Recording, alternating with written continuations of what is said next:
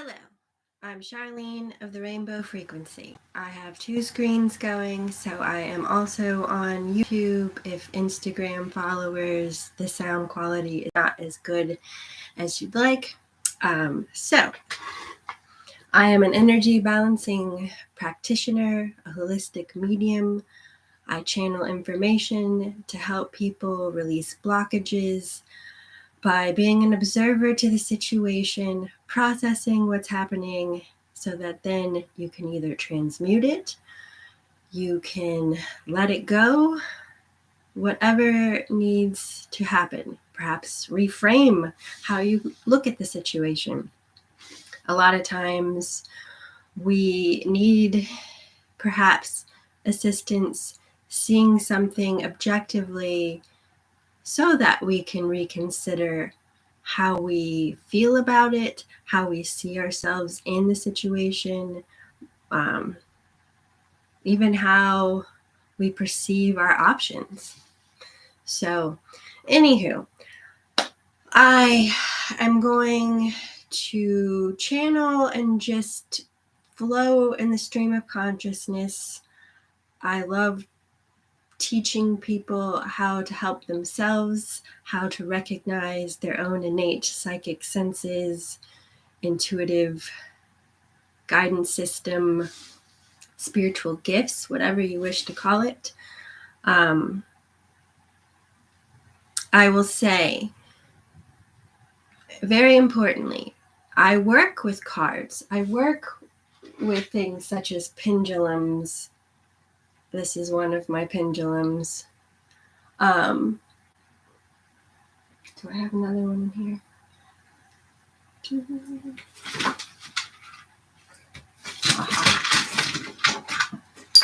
Here's another pendulum. Two pendulums. Anyway, anything that can suspend and move freely. You can ask it to show you yes. For me, yes is going around in a circle. How interesting. I've never worked with two pendulums at once. Perhaps I should play with that in the future. Well, okay, so if you want to work with a pendulum, first get something that you fancy, then hold it, ask it to show you yes. For me, a yes is a circle. For me, no is back and forth.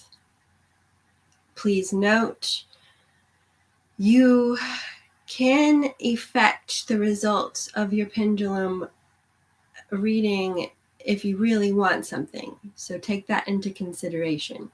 I find that very fascinating that we ourselves can manipulate the movement just based on our sheer desire, our will, our want. So that's something quite interesting. When I build someone's chakra system and read their chakra system using a pendulum, I pay attention to how it moves.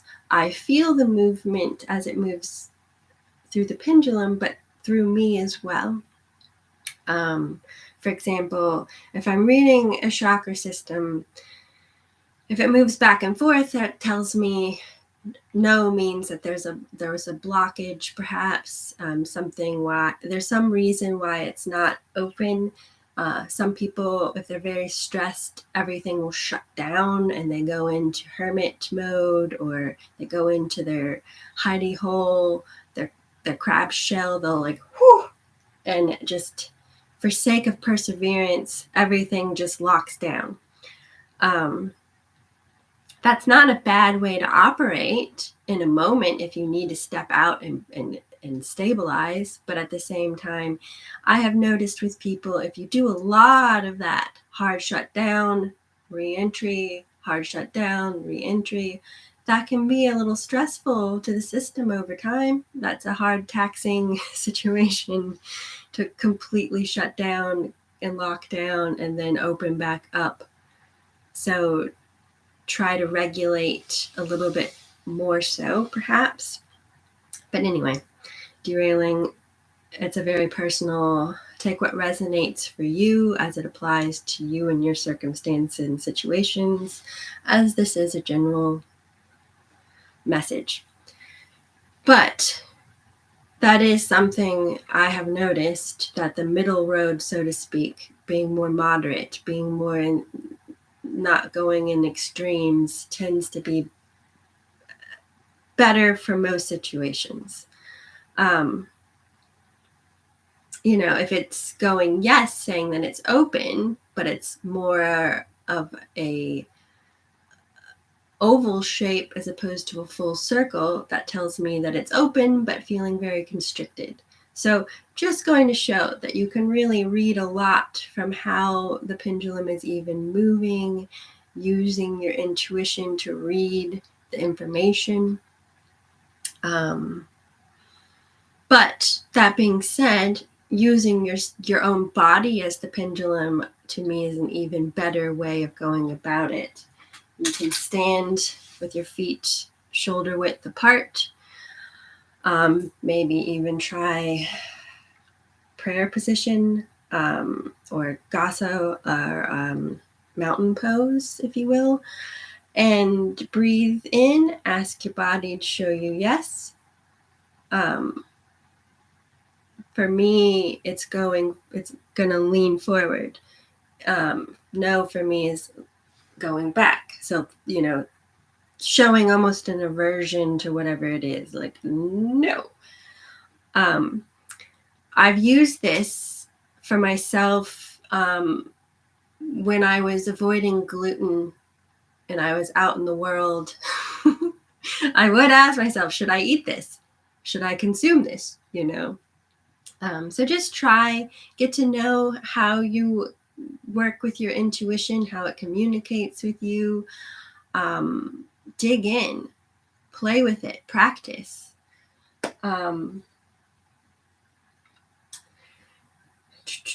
Wanted to talk about pendulums. I will say the current energy, if you're watching this at the end of June, there's been a lot of perhaps good new developments that are also put alongside feeling very constricted, wanting to take actions but not knowing exactly what actions to take. Feeling like you're all prepared and ready to go. You're just waiting for that green light. Capricorn has gone into retrograde. So again, retrogrades speak about rethinking, revising, reworking, renegotiating, any RE word. Capricorn is about our discipline, how we restrict and limit ourselves, our ambitions. It can sometimes be overindulgent, too task mastery, too ambitious, many different directions of that. So it's just step back, look at your life, perhaps rethink some things. How can you bring a healthier discipline to your life? How can you support yourself in pursuing goals that are in your highest good, ambitions that are healthy, in your highest good, and will delight you mind, body, and spirit? Think in that kind of way. All right, what are we as a collective alchemizing? Oh, I love it. We got conjunctio, conjunction.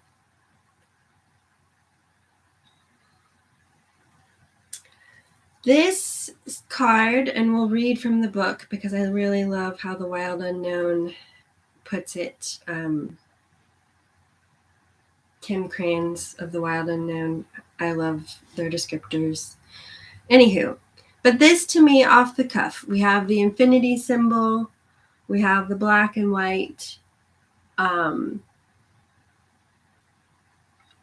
will look at the infinity symbol for my own purposes and my own belief system, and I see it as two caduceuses, those In pharmacology, in the medical world, you'll see a caduceus, and it denotes the medical world. I see the caduceus as another form of the magician's wand, that magical staff that can produce healing effect, that can transmute, transfigure. I see the two together for myself. In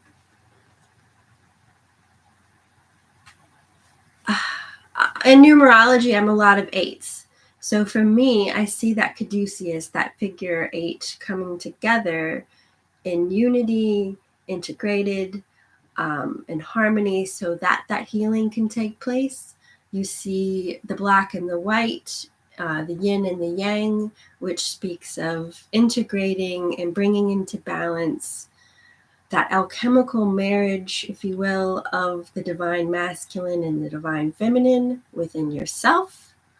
It can be an external affair as well, but for me, in my practice, it's an inside job first. Balancing,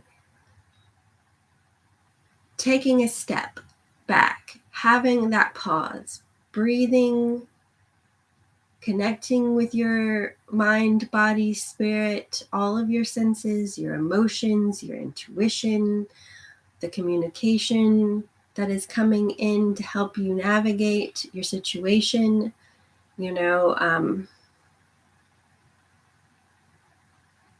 Personally, I do believe that we were divinely made, divinely constructed with purpose, and that if we look at ourselves and act as though we're broken, that something about us was made wrong, damaged, that's kind of rude to the creator and yourself. So perhaps reframe that thinking.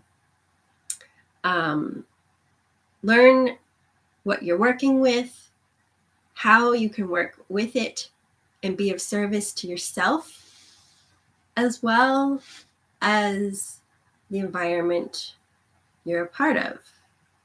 But again, start by honoring yourself and learning who you are, how to work with yourself, so that then you can engage externally to be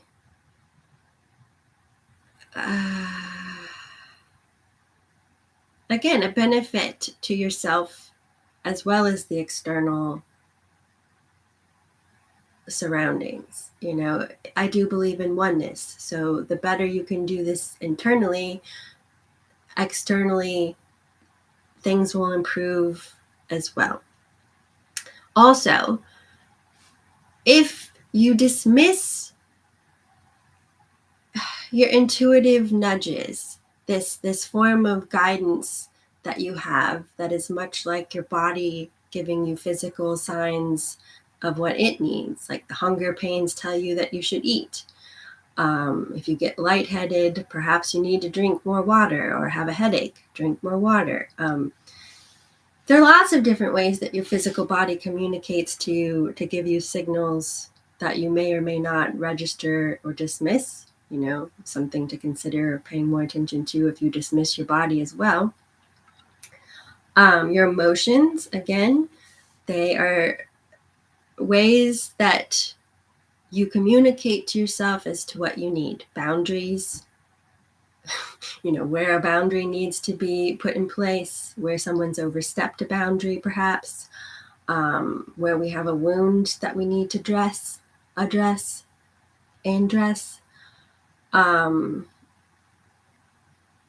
And in our intuition, again, it helps us navigate our world by giving us information. And if we dismiss it, don't trust it, in one way, that's saying to the creator, whatever you want to call that, God, what have you, and say, no, thanks. I don't really want the gifts you gave me. That's my opinion. You don't have to think that way, but just consider that for a second.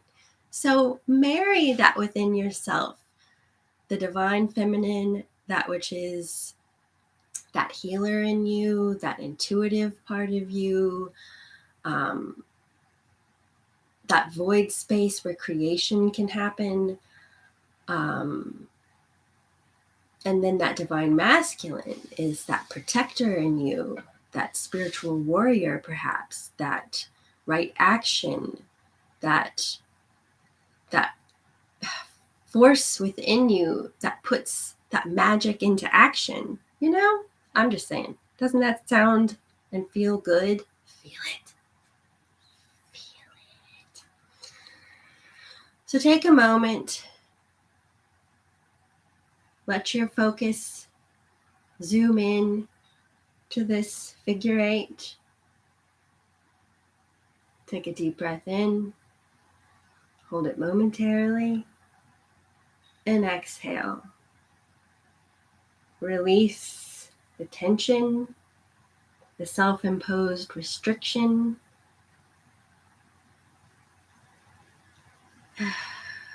Release limitations, undue fears, worries, anything, and let it be transformed into healing energy, that rainbow wheel of light, that sacred circle, and breathe that in. Come on, feel that vibration. Exhale. And let that repeat for yourself. Breathe in, perhaps love and light. Exhale, toxins, anything that's holding you back.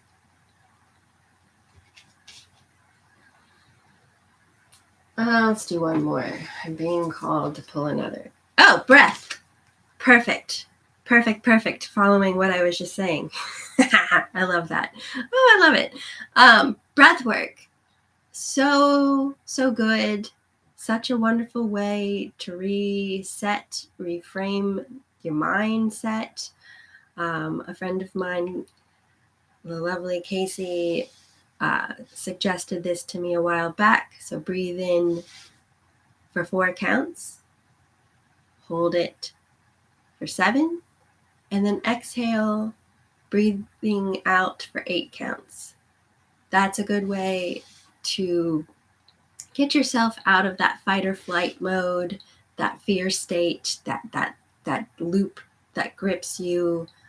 And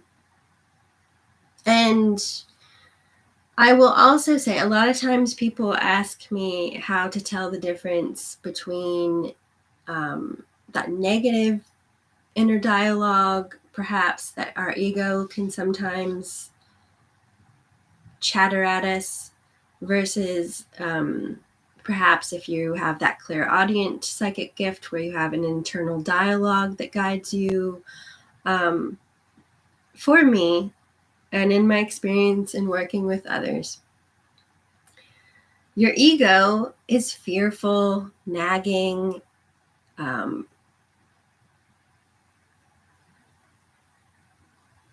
it doesn't feel good.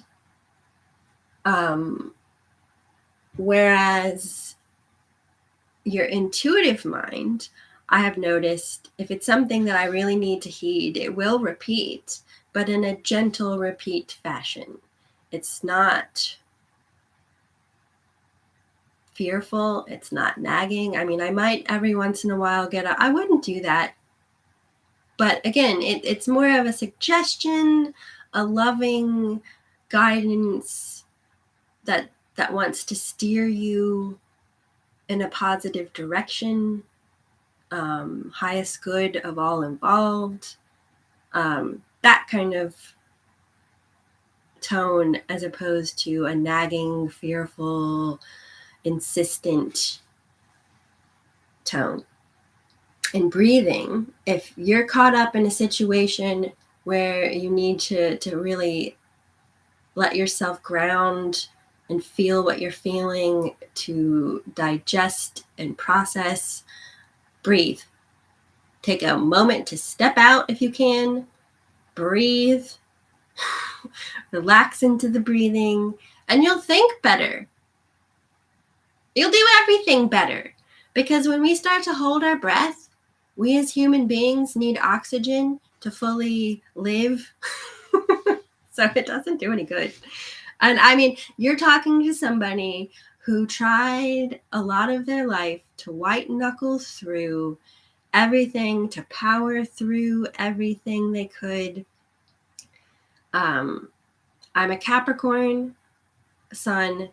I'm an Aries South Node with a lot of other things in between, where there's a lot of gumption, determination, feeling like I have to go it alone.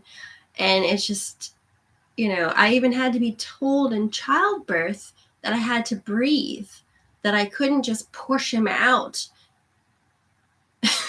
So it's just, that's where I'm like, take it from me, as someone who's lived at times with their shoulders up to their ears because they're not breathing and they're just like, I can do it. I can do it.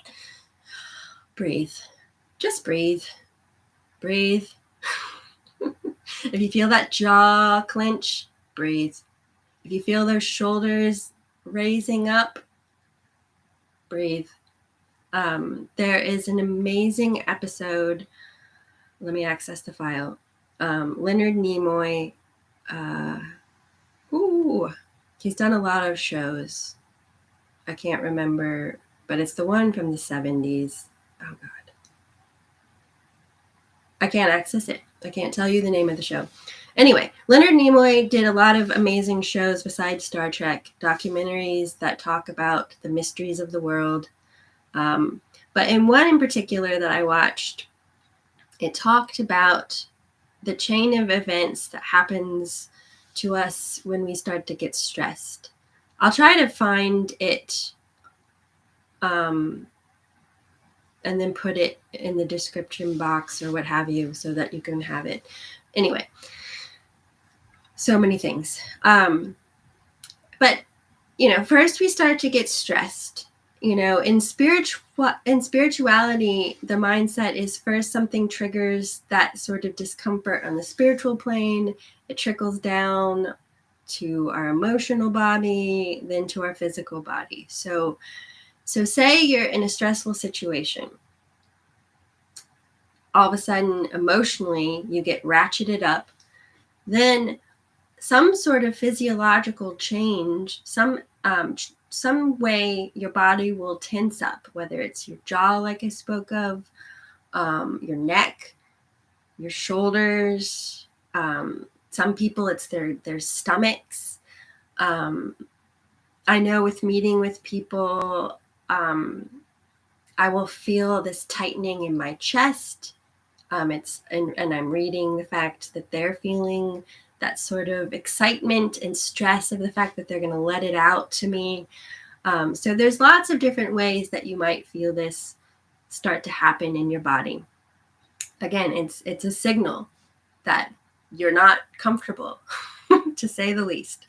So that's where notice it, take it as the sign, the cue,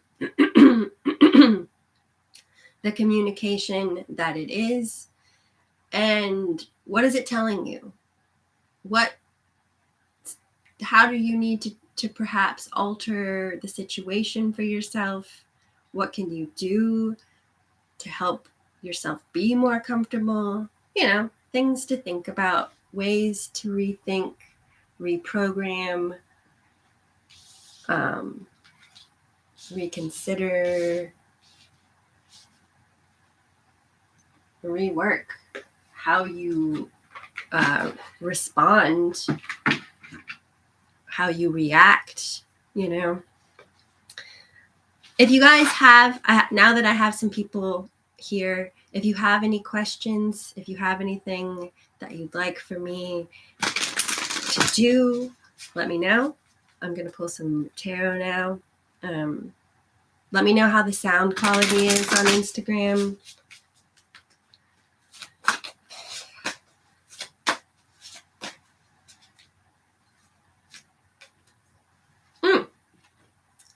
Bottom of the deck, we got the Strength card. Trying to have both screens get the best. So, strength. We're strength training. I do believe in evolution. I believe that since the dawn of time, we have been evolving consciousness, everything. We, in the most immediate of futures, that's a weird way to put it. In the timeline that we're cognizant of, we'll say that, or how about this? In the most recent few years, that's a more normal way of saying that.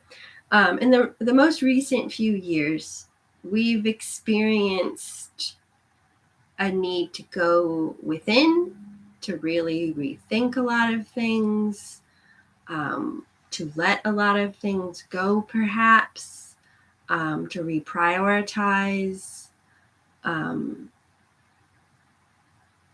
in all ways, shapes, and forms. You know, that could be how we work, where we work, with whom we work, the relationships that we carried forward. You know, when a lot of us faced that lockdown, it was a hard reset. Then we come back into the world. We're really feeling the fact that we're leaving the Piscean age and moving to the Aquarian age. I love that we have that infinity symbol in this card as well. I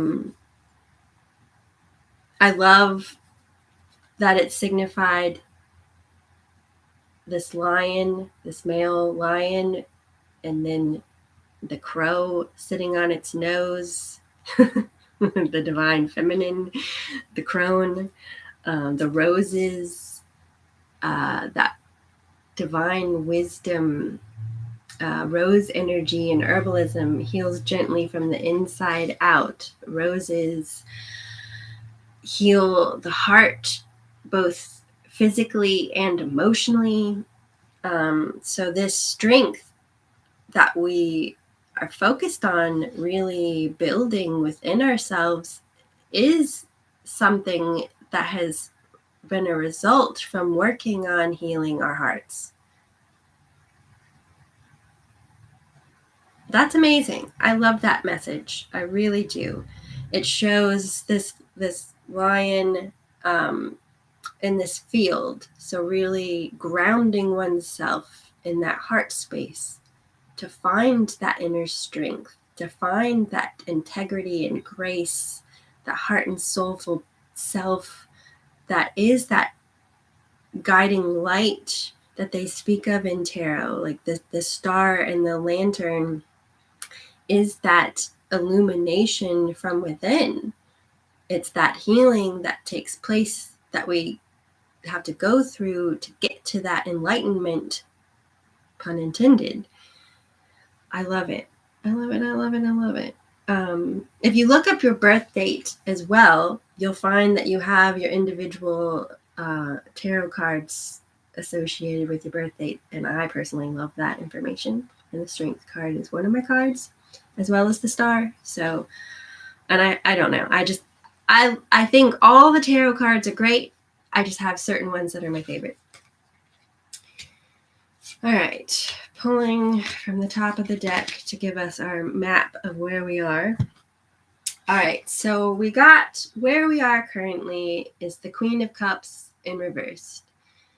This is saying to me that we are really, really, really in a place where we're being asked to consider how we can best serve ourselves emotionally, how we can best fill up our own cup, how we can really work to nurture our emotions, our intuition, that part of ourselves.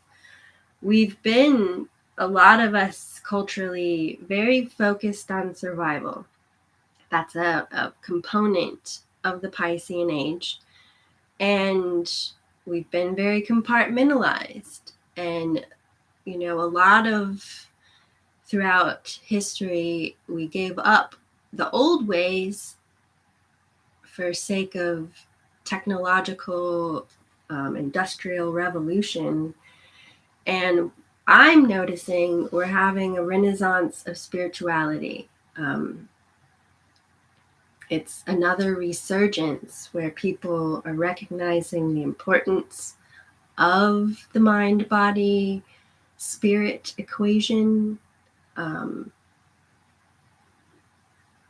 Instead of being overly focused on one aspect of your life, it's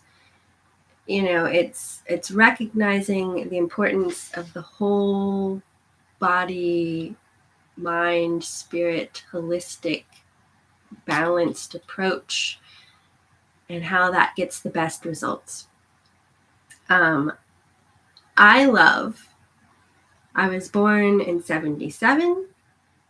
I love how much we have grown in my lifetime and how we look at our mental body, our emotional body, how that is tied together, our gut health being tied to our emotional body and mental well-being. So it's just that be in this phase of evolution where you really stop vilifying your emotions, stop dismissing them, and use them to your advantage, to your benefit, with integrity. Don't use them as an excuse to get what you want everywhere. Like, don't be a brat. But at the same time, it's just that if you are lying to yourself about what you want, what you're feeling, how is that going to be any good to anyone around you or yourself for that matter, right? Like, come on. So pay attention to your emotions. Energetically, we'll turn this card around so that you're really in that mindset of nurturing and filling your own cup, tending to your own cup. Make sure you take time to clean it every once in a while of any buildup, anything that gets in there that you don't really need. I'm just saying, hygiene in all areas of your life.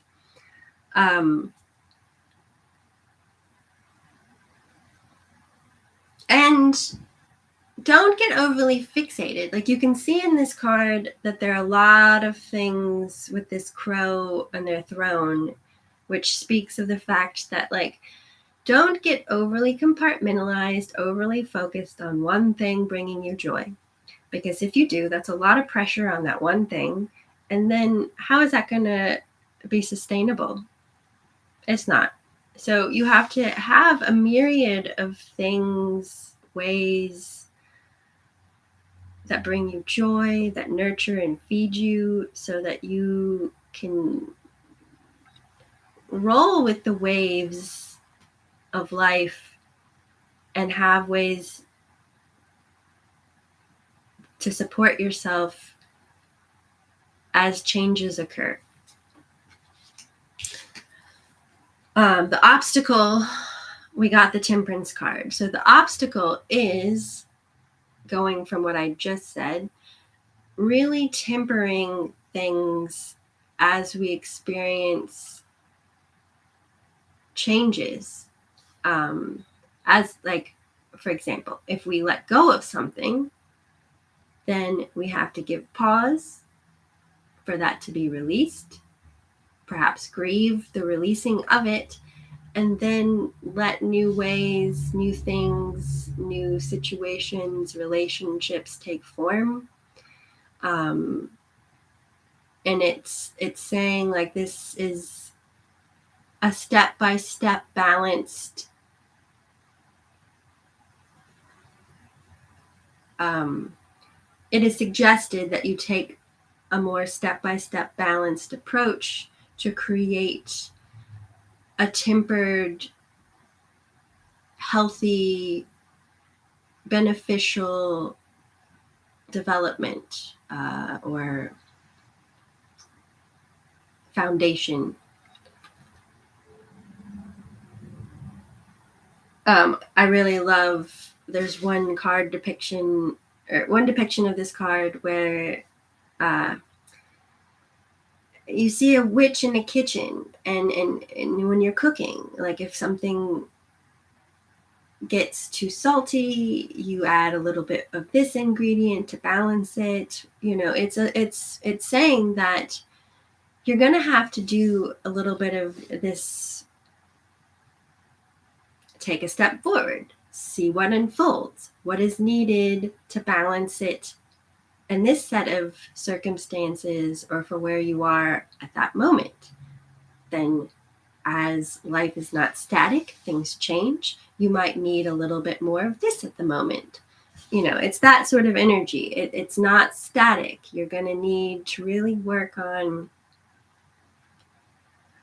listening again to your mind, body, spirit, to all the parts of yourself. What are they saying to you? What is needed? Do you need a little bit of this? Do you need a little bit of that in the moment to create an ongoing, more evenly regulated equilibrium? The advice from Spirit. We got the 9 of Pentacles. That is really, again, it's being focused and aware of how you're building abundance by doing what we were just speaking of. So by being more even-keeled, positively adaptable, instead of being overly adaptable to where you get drained and not getting what you want, you're being adaptable to make sure that everyone's getting what they need and want for a reciprocal, holistic, healthy exchange. And by doing this, it's being in that mindset where you are present in the moment and witnessing and being in that gratitude attitude about where the abundance, the positive developments are occurring. The Pentacles are more of that working relationship. So in your material relationships, in your working relationships, perhaps home and work dynamics, it's seeing how you're building positive forms of prosperity and abundance around you. Like, for example, it's being in that mindset that, holy crap, I actually got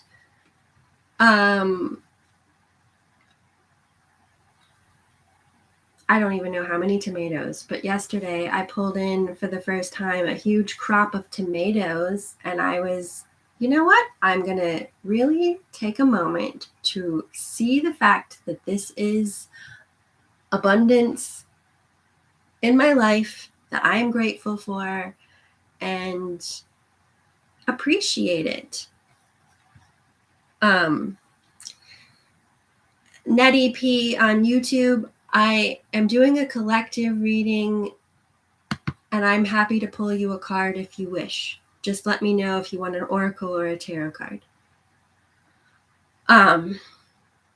So again, it's being, instead of in a lack mindset or, overly negative mindset, it's really taking stock of the little things in your life and being grateful and letting that build. The result, we got the 4 of Coins, the 4 of Pentacles, and this is saying that this is going to lead to us having a better balance in the material plane. Nettie, I will gladly give you a tarot card in just a moment. Let me finish reading this and I will get to you. Very excited to have you engage. So Four of Pentacles is saying that it's helping us get a better balance of ourselves in the material plane, having more stability that again isn't being fearful that you're going to be lacking in some way. It's really hunkering down into what the universe is providing so that you can work with the energies, the elements that are on offer, and make best use of them. You know, again, like in the kitchen, things don't always go as planned, and you have to be aware of what's happening, know what's in your pantry so that you can work with it and make it have the outcome maybe that you hadn't expected, but that you need, that will delight you, that you can be proud of. You know, it's sometimes in overcoming obstacles that we really can be elated, taken in a most delightful direction, right? Stable as a table is another way I like to think of fours. Solid foundation based on inner strength, grace, and integrity. All right. I'm going to pull out another tarot deck from my vast collection. I started working with divination tools, so tarot cards, runes, when I was 15. I now have quite a collection as I'm 46, and I love them. So this is the Star Child Tarot. I previously was working with the Crow Tarot.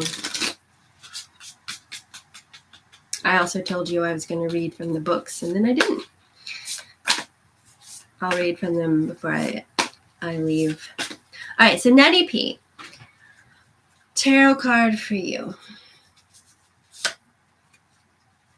Page of Wands. Oh, ooh. I'll give you the close-up first, since you are on YouTube. All right, so in tarot, knights, which come after a page, are all about action, going on that quest. Pages are the stage where you are learning, where you're dreaming it in.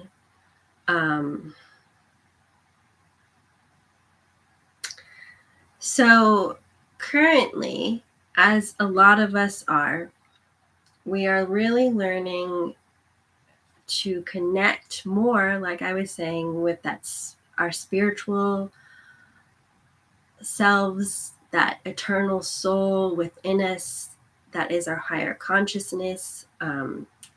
Really tune in to our ability to connect with the Akashic records, if you will. I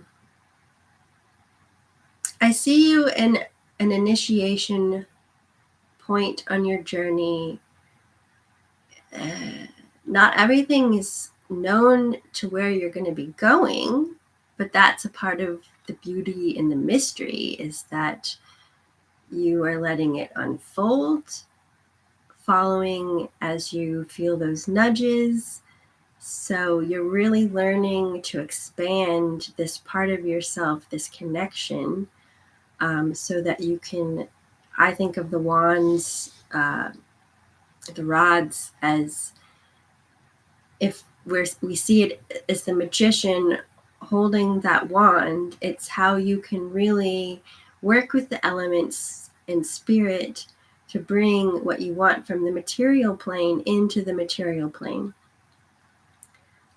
So you can see in the background of this card, there's this beautiful sort of hall of records, a temple. Feel into it for yourself. There's a combination of things here for you to chew on and dig into. But you're seeing the light at the end of the tunnel. You're seeing openings, and you're just really sinking in, being grounded and trusting that you will feel your way forward. And you're learning to trust yourself in the process, trust your body in many different ways that you know how to get yourself there. I love that. I love it. So building confidence is a big theme. Boundaries, confidence, and really being of service to yourself as well as the world around you. For a lot of us empathetic, service-oriented, light worker people. There are many ways to say what we say, right? You're welcome. If anyone else would like a card for them specifically, I would love to. I'm going to take this opportunity to read from the book while I give you a moment for that. I know there's a little delay.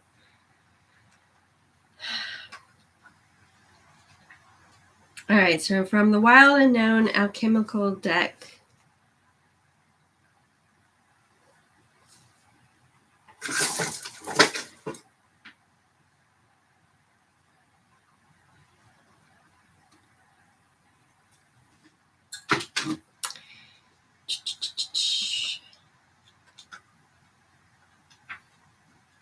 I will also thank her because it really has helped me know my Roman numerals, which I had no idea I was so terrible at.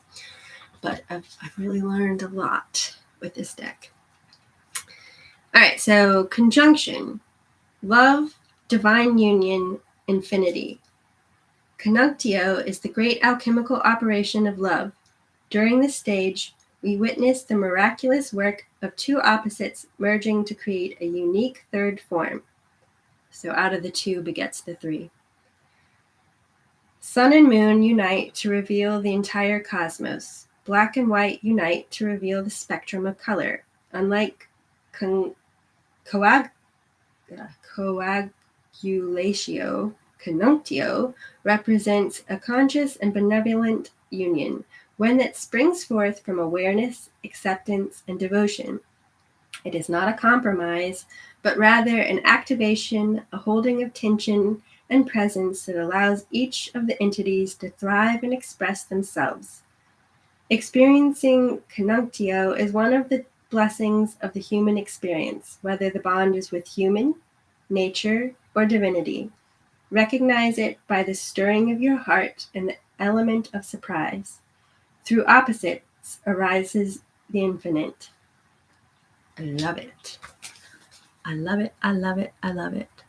Daisy, yes. Let me read breath right quick. Breath.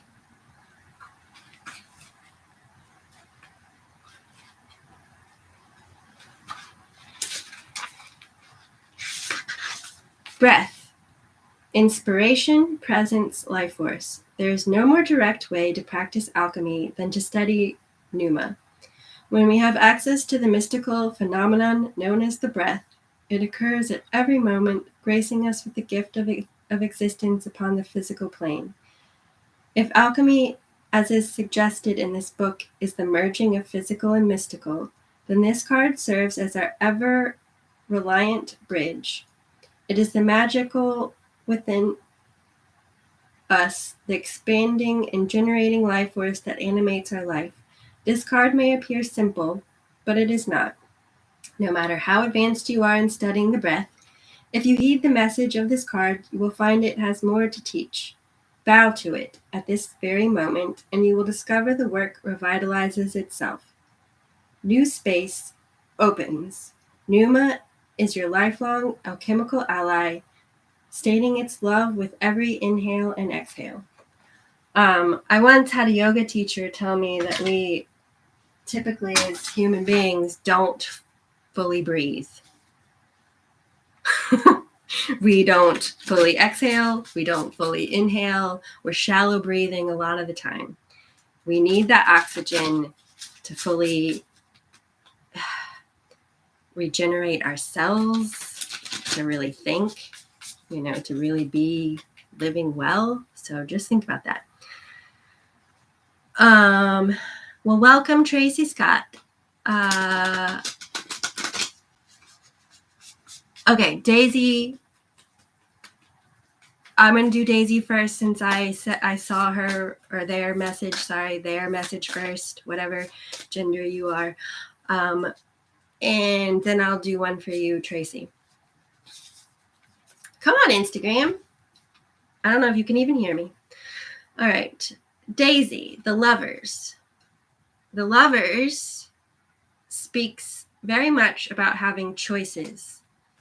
So as you are presented with choices, ask yourself at every turn, what is best for me in this, whatever it is? Don't put your needs last. Put your needs first. What is in your highest good is going to be in the highest good of all involved. This can also speak of new loves coming into your life, love of self, external forms of it as well. So it's just that by really tending to yourself and caring for yourself, I always think of the movie Stardust by Neil Gaiman, that book by Neil Gaiman that they adapted. And the star, Claire Danes' character, the happier she is, the more light she emanates, the more she glows, and the better that is for herself and that environment that she's in, because it gives positivity and uplifting energy to the environment she's in as well. I'm just saying. You can really see this person holding another.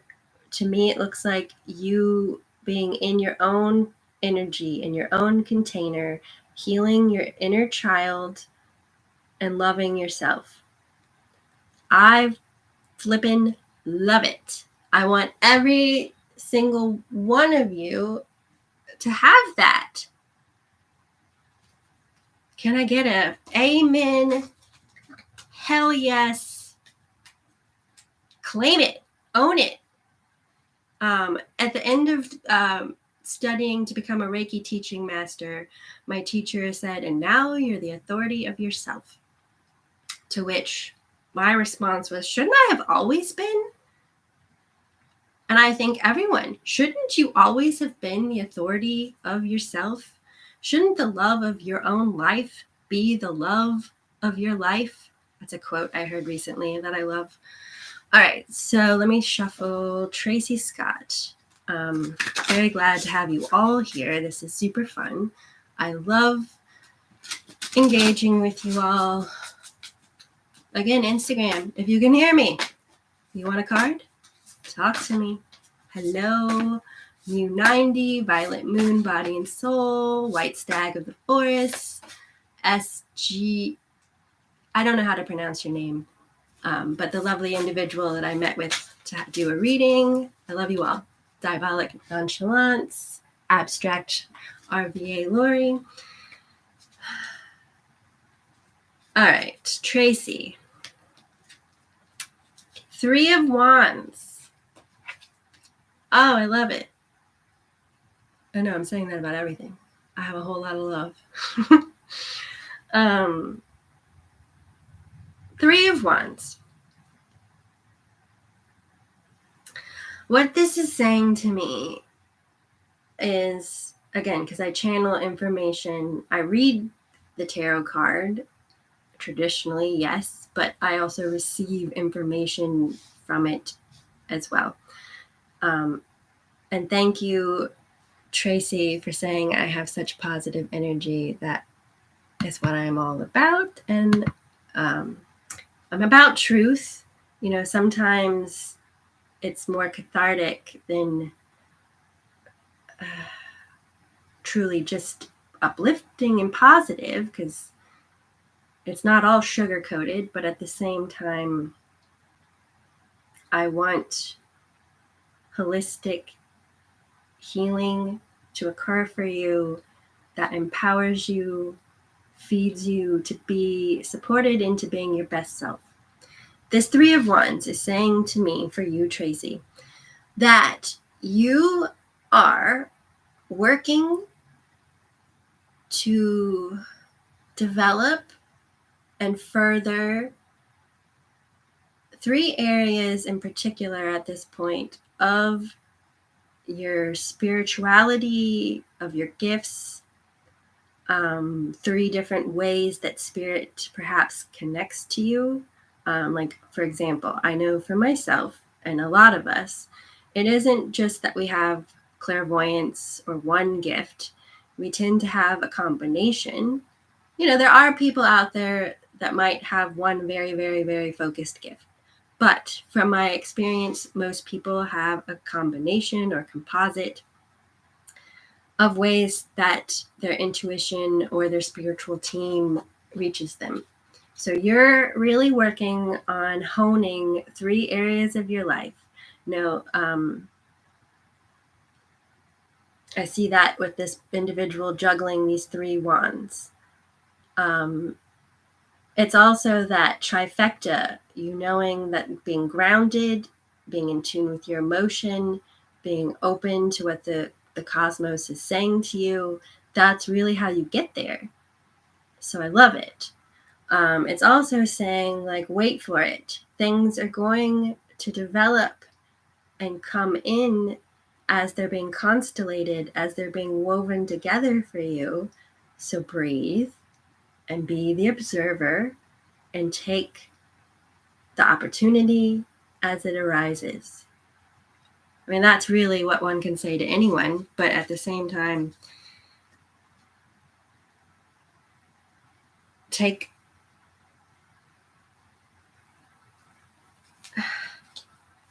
instead of take 5, it's saying, like, take 3 and take a pause.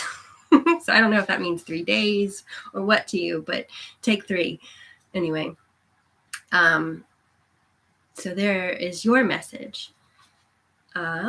Anyone else wish... Anyone else wish to engage? I will tell you the funny thing, like, I had to get over my fear of showing up in the world in this way. As someone who had psychic gifts, as somebody who can channel information, I had to get over a lot of fear of it. I have had past lives where I've been persecuted for showing up in this way. And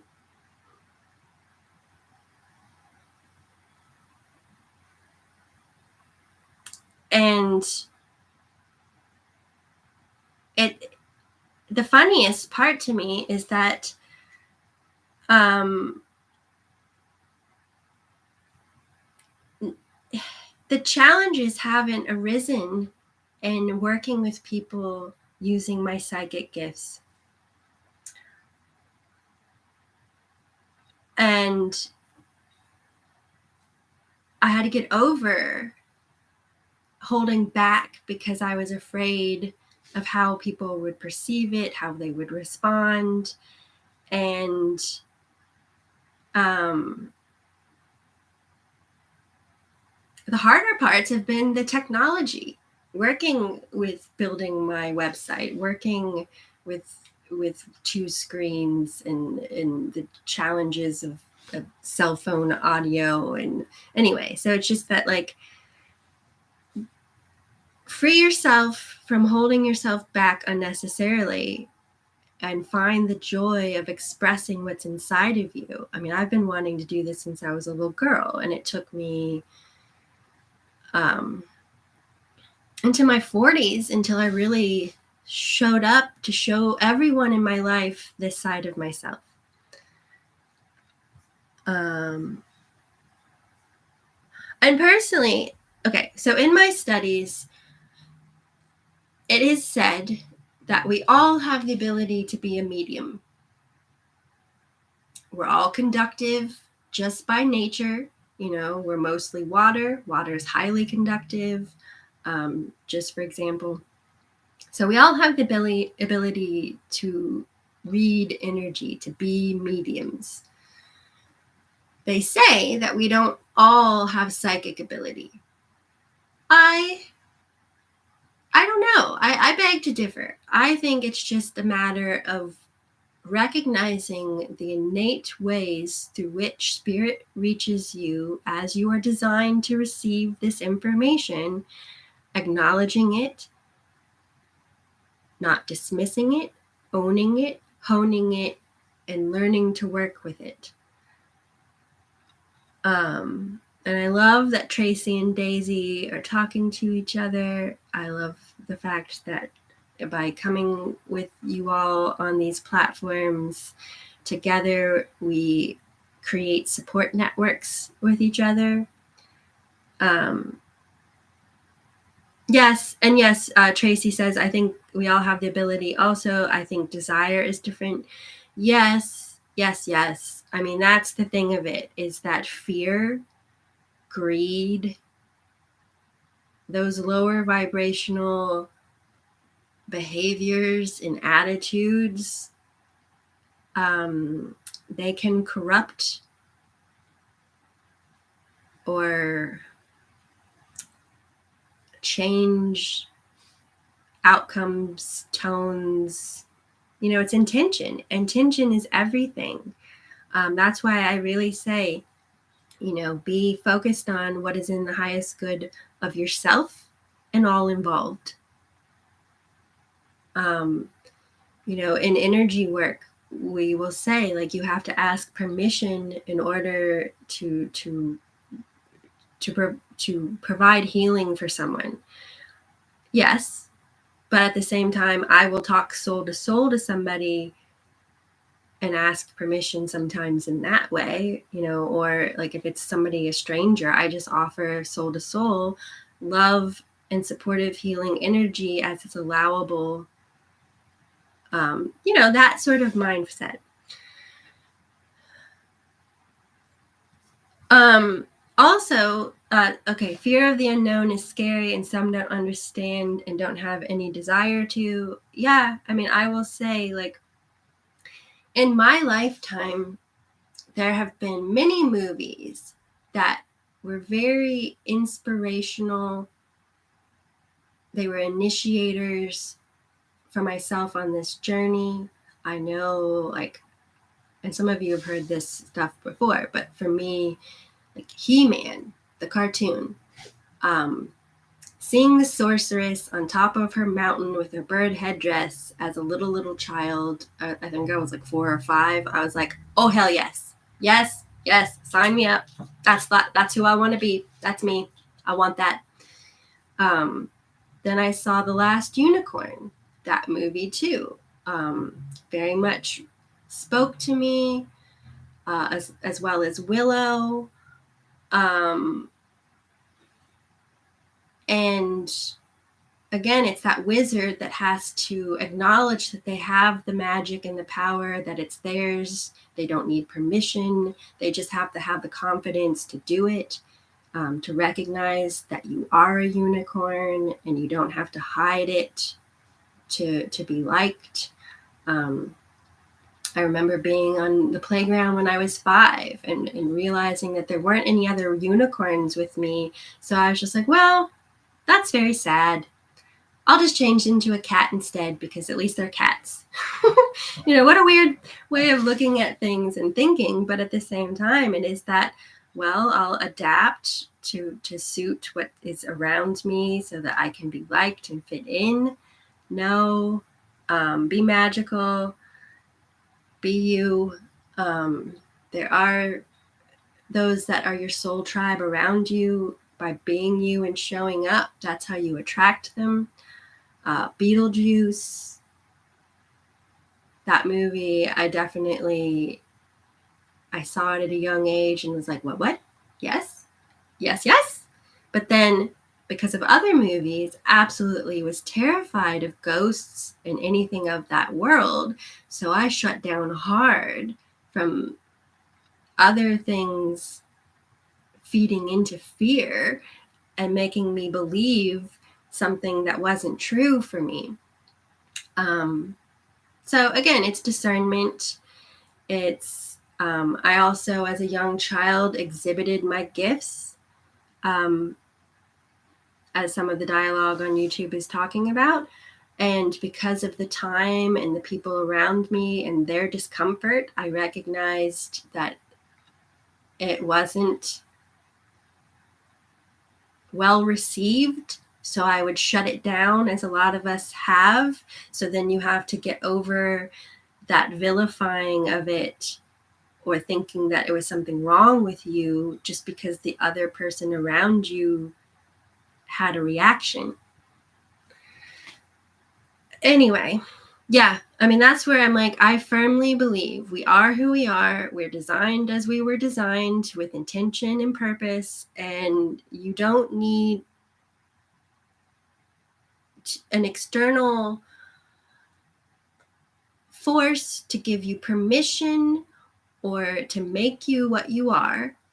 You need to become a master of what you're working with and what is within you. You know, I had to remember what it was that I was doing with energy work. So I studied energy work, really dug into it, and let it lead me, that inside pull.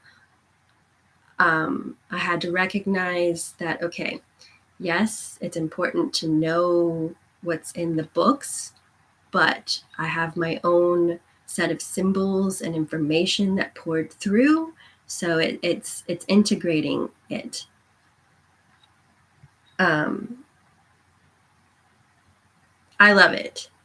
So, anyone else have anything else that they want to ask for a card pull or a conversation piece? If not, I will leave you till next time, but I will pull one more deck in the meantime.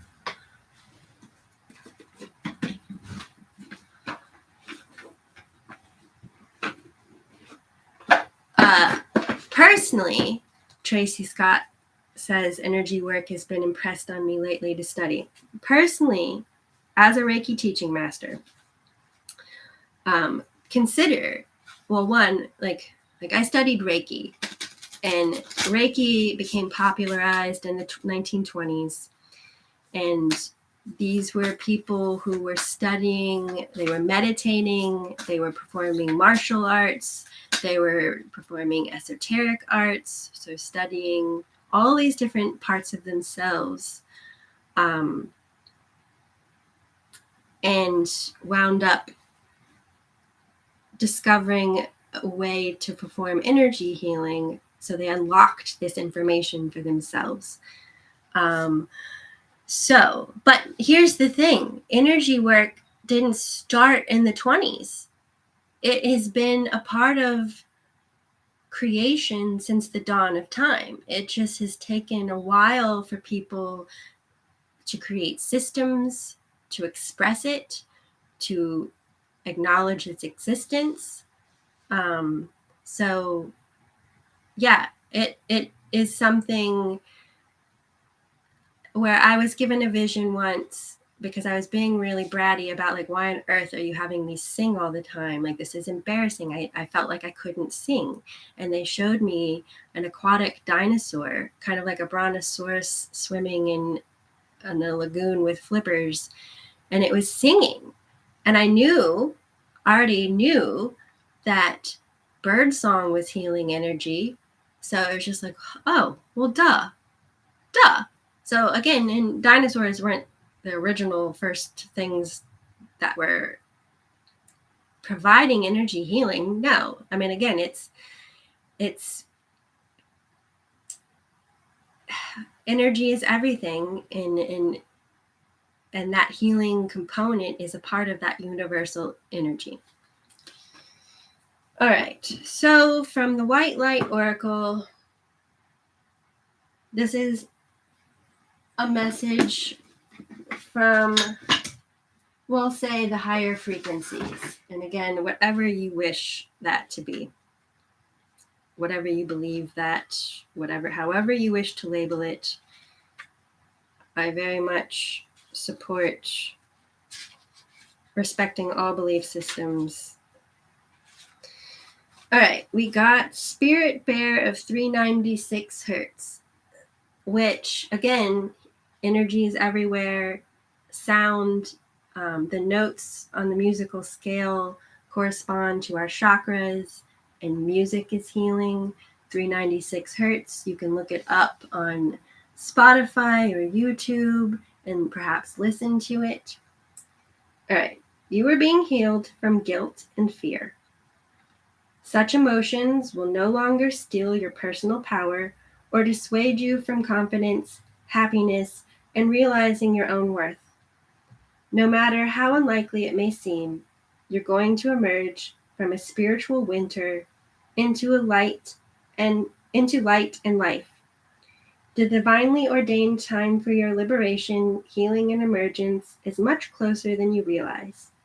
Abundant blessings are stirring and shall soon manifest. The frequency of 396 hertz is deeply nurturing and protective. It is the heart frequency, the universal mother protecting her young, deflecting negativity and refusing to overly condition the youthful mind. She looks out for them and provides warnings lest they wander too far from their authentic path. So again, back to what your intuition, what your psychic senses, what all of this stuff that I'm talking about is there for, is to help provide warnings or nudges to keep you true to your heart and soul and to help you follow your path. I love it. I absolutely love it. On my own spiritual journey, a large part of it has been to learn how to be my own parent. On my own, like, I'll just give you a tiny tidbit of my life. In 2020, as a part of my spiritual development, my father, who was my stepfather that adopted me when I was 4, we really saved each other. I mean, we really helped each other quite a lot, and he is definitely one of the soul members of my tribe that the universe brought us together, and it was very amazing. And again, I had a huge fear and not wanting to talk about ghosts whatsoever.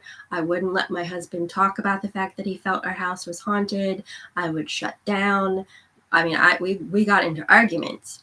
So then I started studying energy work, and all of a sudden something started happening that I never considered, and I started receiving messages from people's deceased loved ones. And at first I was really scared. I didn't want to say anything because I didn't want to piss somebody off. And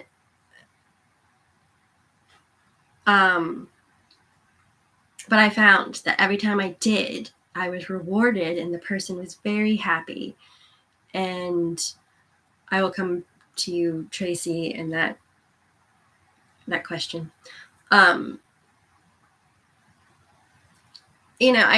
It opened me up to the fact that it could be a loving communication.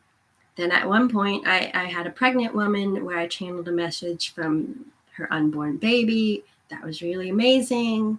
So then, as I helped my father transition, knowing that he was going to become one of my guides, it was just one of those beautiful initiation points where it helped me let go of the fear of thinking that I was going to have some scary cinema experience with a spirit, like in Sixth Sense, where they'd scare the shit out of me. I mean, they even at one point said to me, like, we want to build a relationship with you, not scare the shit out of you and have you pee yourself and faint. You know, there's a huge sense of humor in the dialogue. But I had to get out of my own head. I had to get out of my own way. I had to be willing to dissolve what I previously believed to be true. It made me question my sanity for a little bit there. But then I had to reframe how I saw things. And I recognized, like, I grew up in a family with mental illness. And I recognize now, like, while not every single person out there with a mental illness has an undiagnosed or unacknowledged psychic gift, but a lot of times I know that people that meet with me that are empathetic think that they're riddled with anxiety, and they have to understand that they are picking up on other people's feelings and have to discern what they're feeling versus what's around them. I had to learn to trust my claircognizance, my inner knowing, instead of being like, well, I didn't know that. Like, I don't know that I know that. Like, how can I trust that that information is true? I followed the thread and I made it a game to discover the truth in the information that was presented, so that it made me realize, like, this is a gift. Why am I pushing it away and thinking that it's bullshit? But, you know, it's that fear that is ingrained of us, that we're being too great, that we're being too much, that it's egotistical. So many things. All right, so okay, yeah. I mean, and it's, again, if something is draining to you, have boundaries. Limit how much you're around it as best as you can. If it feeds you in a sustainable way and makes you feel good, be around more of it. That's just an obvious sign from your body, your energy, the universe. I'm just saying. Okay, let me go back. All right. Will you please speak on cleansing energy in your home, removing negative energies in your home? Yeah, I mean, that's the thing. I'm very much here to demystify mysticism, to help show you how simple it really can be.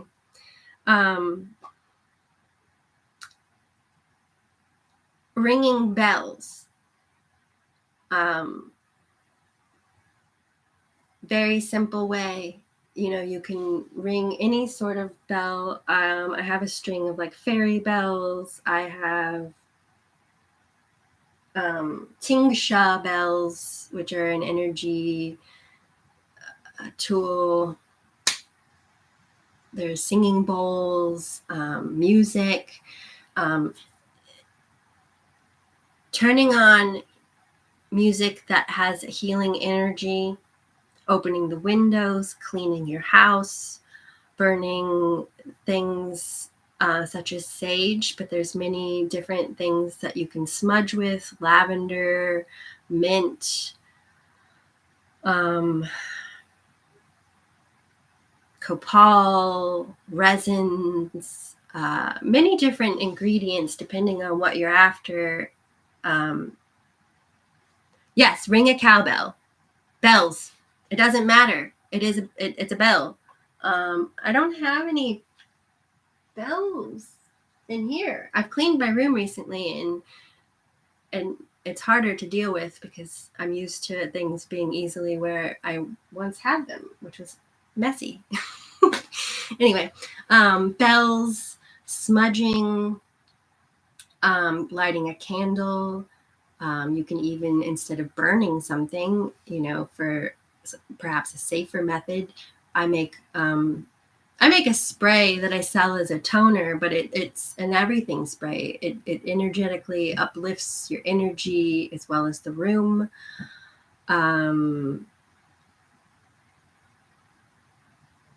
Some people, again, will walk around their home doing a smudging ritual, But you could, like you mentioned chanting earlier, you could go around the house chanting, cleansing and clearing. You could walk around the house cleaning every room, asking that it be cleansed and cleared. It can be as simple and as complicated as you want it. To me, it's kind of like a person in a kitchen. Your ritual may be very simple and only have a few ingredients because that's the sort of person that you are and that's what resonates with you.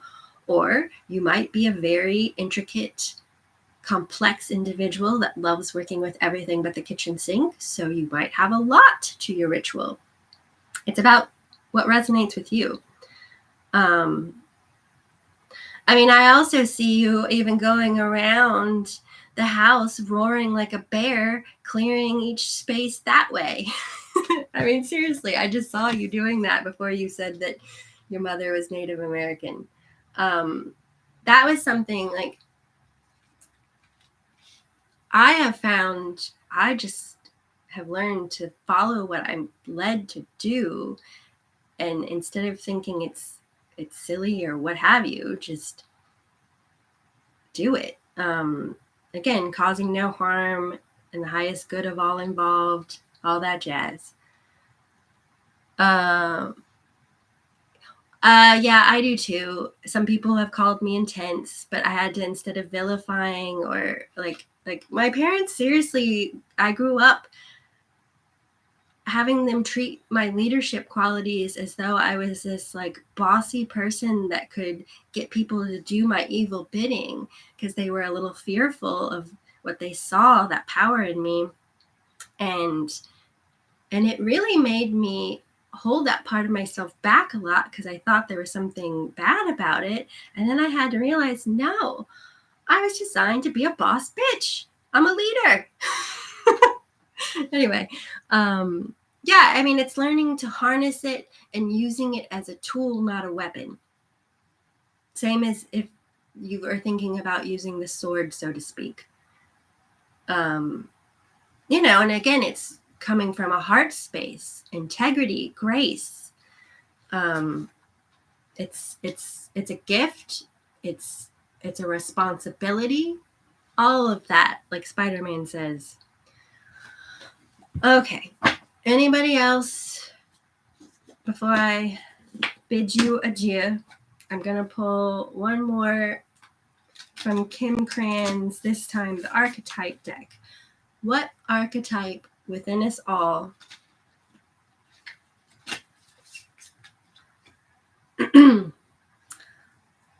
yes, that's what I've noticed in channeling, in speaking truth. You know, you have to say it from a place of love, but you have to learn that, like, you can't hold back what wants to come through you because that's not doing anyone a service either. Oh, thank you. Tracy says, girl, you are so refreshing, amazing. Well, thank you. And really, like, I love engaging with you all. I really like the interaction. All right. So what archetype within us all will best serve us right now? This is beautiful. We got the ocean. What's that saying? You're not a drop in the ocean, but an ocean within a drop. And that, to me, it's that speaking of the oneness. And in that oneness, you really have to be focused on being of service to yourself so that you can be the best element that you can be within that ocean, right? And like anything, the ocean, the moon, nature in general, there's cycles, there are rhythms, there's ebbing and flowing. It's not static. So you have to honor the rhythm, honor the ebb, the flow,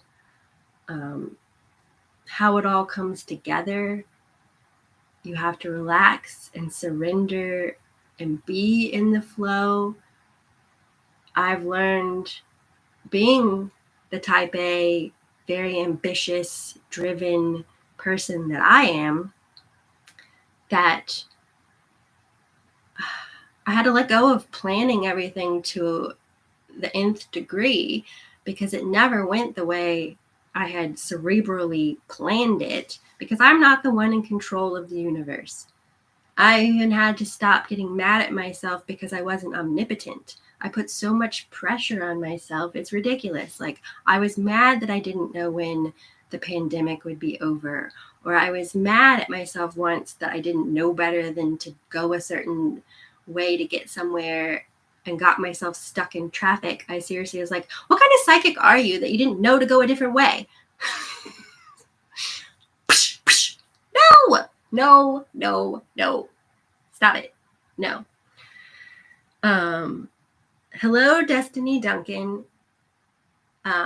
Before I leave, if you would like me to pull you a card, I will, or anyone out there on Instagram, if you can hear me.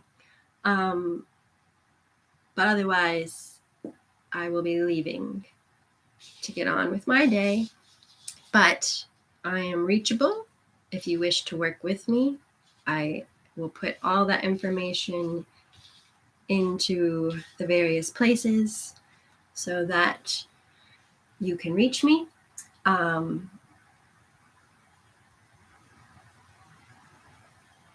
Yeah, I mean, that's the thing. If you're really someone who's, Tracy says, oh, it's so hard for me to relax and surrender, allowing things to happen instead of being involved. Yeah, if you're a doer, if you also have a sense of your self-worth coming from what you do, your productivity, you can be loved only when you've performed. That is a huge lesson to take yourself out of that mentality. Okay. Destiny Duncan, I'm saying hi to you. I'll give you a few more seconds to see if you would like a card, or anyone else.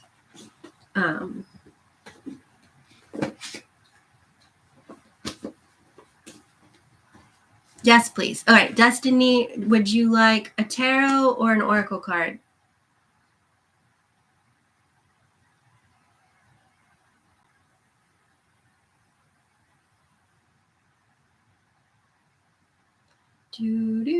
Oh, you don't know. All right, I'll choose.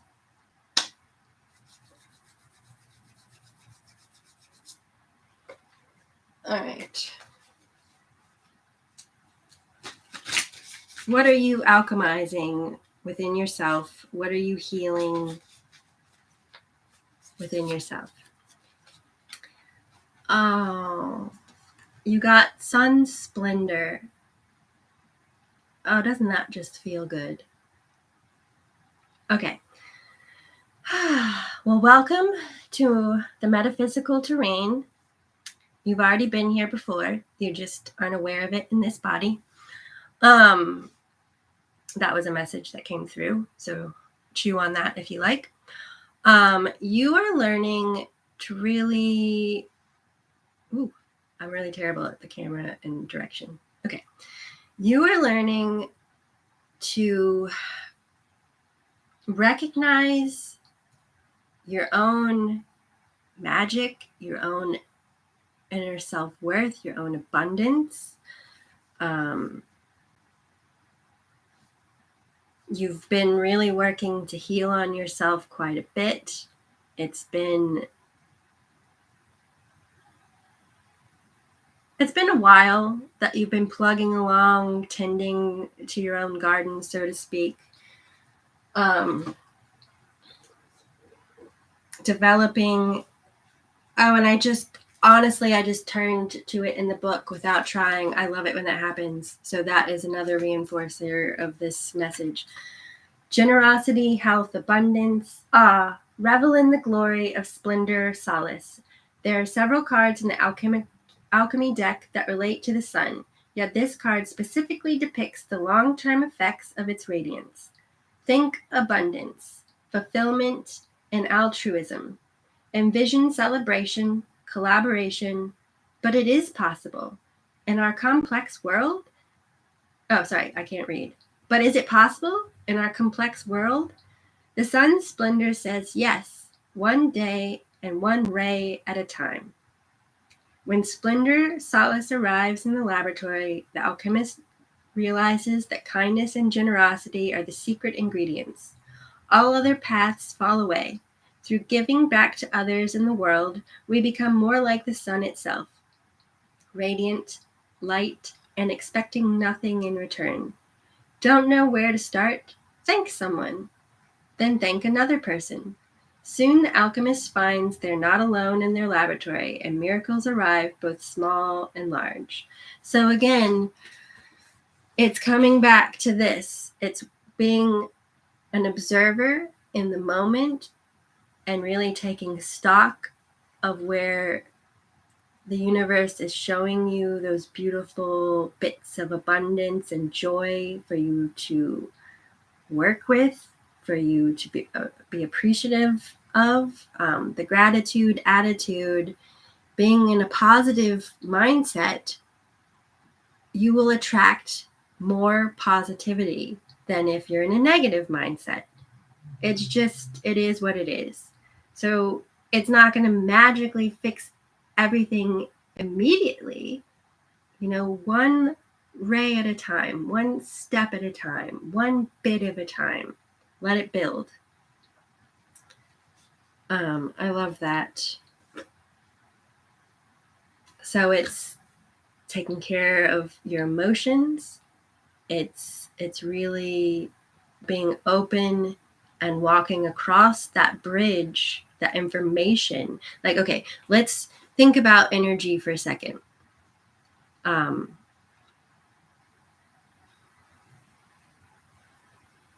Energy is something that it certainly runs throughout our whole bodies, but it's very much a part of our nervous system. So the more you take care of your own energy, the more you tune in or attune to your own energy, the more you learn to work with yourself as an integrated, oh my Lord, integrated whole person. I'm going to stop. I'm just going to stop. The more you learn to work with yourself as a whole integrated person, the better off you will be at operating, so to speak, the machine that is your physical body that is operating here on the material plane, so that you can have experience that will help you grow spiritually. Oh my God. There, that was easy. If I let it be. And that's to illustrate, like, sure, it takes effort and you have to keep trying even when it doesn't seem like you're even going to be able to do it. But one day it'll just fall into place and whew, there it is. And then it can build upon itself. Okay, so best wishes, all love, be well holistically for yourselves and the environment you're a part of. You're here as an eternal soul to learn through experience and expand yourself. I truly believe that. Yes, a lot of us are very sensitive, and that's a blessing as well as something to learn to manage. Boundaries, boundaries, boundaries. You have to nurture, feed, support yourself as much as you do others, or else you're going to drain yourself. It is what it is. You also have to feed yourself and give yourself water if you expect yourself to function. Just saying. Anywho, best wishes, all the love. I'm going to sign off. I hope you enjoyed this transmission. Again, I am here to work with you as individuals or collaborate to do pop-up events. I like connecting and engaging, so let's chat. Have a good one. I'll see you next time.